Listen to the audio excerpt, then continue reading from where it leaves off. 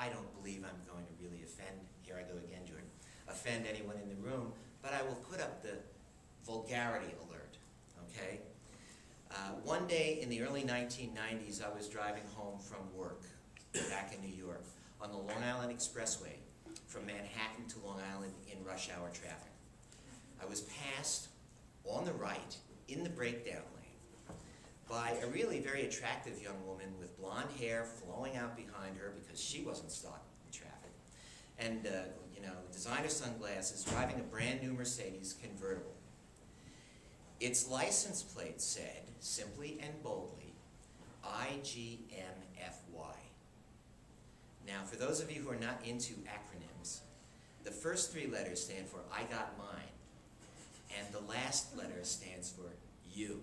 And I'll let you figure out what the F stands for. Here's the second story. I knew a fellow not long ago who was assigned the duty of creating a mission statement for his organization. When asked if he was up to the task, this admittedly very nice and very competent and capable fellow answered, "Sure, that's easy. A mission statement," he explained, "is really nothing more than plausible bullshit." These are, of course, I shouldn't say this, but he teaches in the integrated marketing communication program. Oh, I'm going to go to hell for even saying that. He's a marketer. These are, of course, merely anecdotes, possibly humorous, potentially insignificant. My research, however, I can assure you, is not anecdotal and, I hope, serious. It's concerned with the technological information environment that creates and supports the IGMFY worldview. The mindset that sees core values, the values that ought easily to be enumerated in any organization's mission statement, as having no more truth than any other self-serving statement in a culture saturated with advertising slogans. It's difficult to summarize in the 30 or 40 minutes that I have in front of me here, a work that took me 10 years to complete. And so what I'm going to try to do instead is to describe to you in the broadest strokes the hypothesis upon which I based my research, what I was looking for, and what the information told me. I'm hopeful that even without the time to fully establish my argument, present its theoretical foundation, or cite the hundreds of sources of data, or describe the critical foundation for my analysis, that in the few minutes ahead of us, I will hopefully raise enough questions in your minds that you will want to learn more.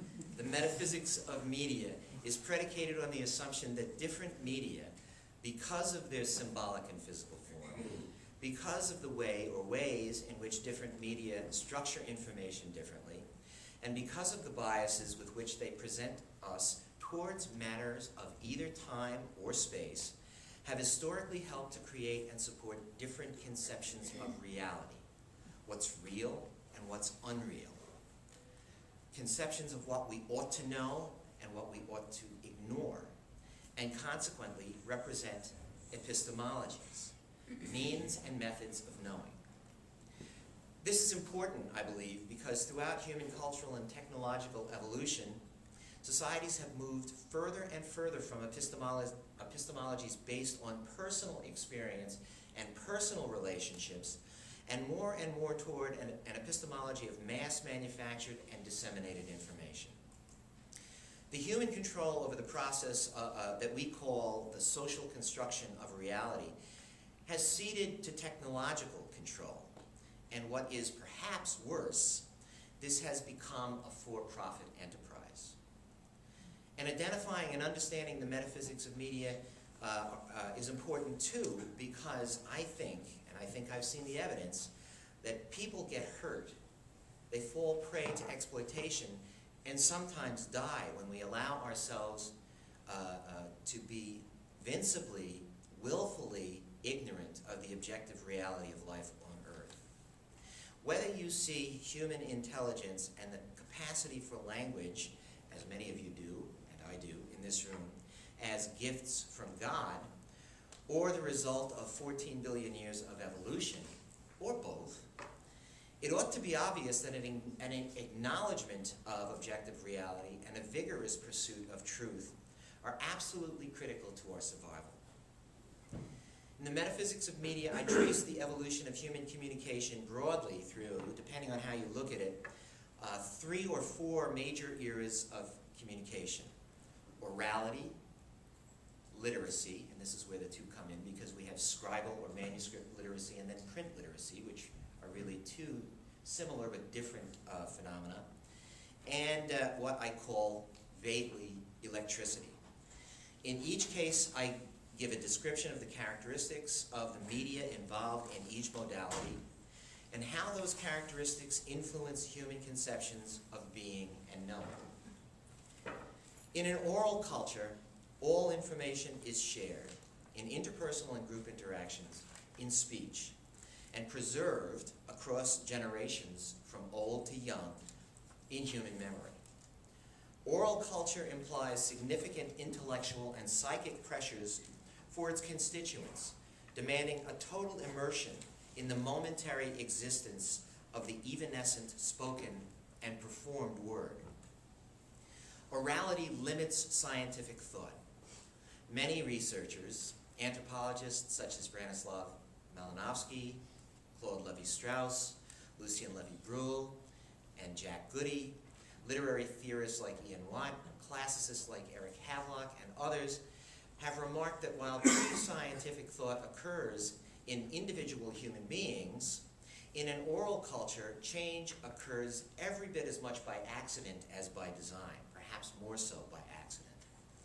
There's little room in the intellectual repertoire for new ideas, since the very structure of oral society, its origin, its purpose, its values, its mores, its mythology, its social protocols, its social relationships, its very foundation, has to be preserved in constantly, almost liturgically repeated narratives. And it is in these narratives that we find the metaphysical power of orality to shape a reality for oral people. The oral mind naturally linked the immanent, that which operates in some realm of reality, with the transcendent, that which brings human understanding beyond the sensory realm. Orality is the harnessing of the presentational structures of thought to the propositional, of imagination to reason, of transcendent knowledge to the immanent experience of nature. It is an experience unique to the human being.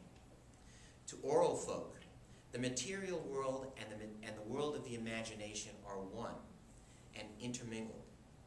The reasons that this is so are many and complex, and I cover them fairly comprehensively, I think, in the text, but I can give at least a suggestion of a few here. I've already mentioned just a minute ago that oral folk were pre-scientific rather than scientific thinkers.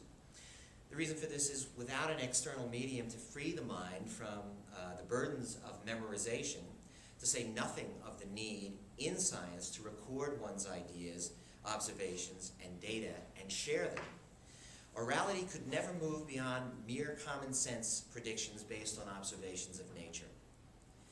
And sometimes those predictions were wrong.